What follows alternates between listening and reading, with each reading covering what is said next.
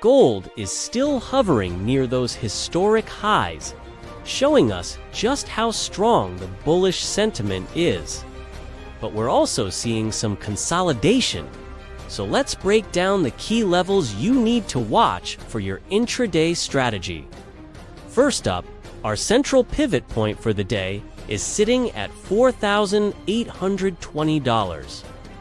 As long as gold stays above this crucial level, the bias for the day remains bullish. Now, let's talk about our targets on the upside. If the price pushes higher, our first resistance, R1, is at 4,852. A clean break here could signal a run towards the next major zone. That brings us to R2 at 4,875, a significant supply area.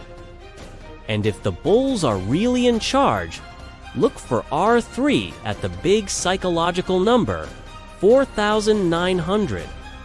What if we see a pullback? Your first line of defense, or support S1, is at 4,795.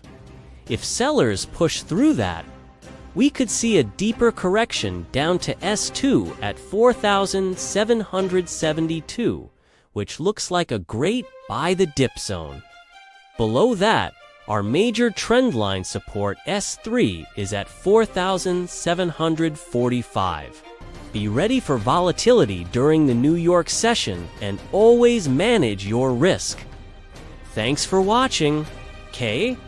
Don't forget to like, subscribe, and hit that notification bell for more updates. Happy trading!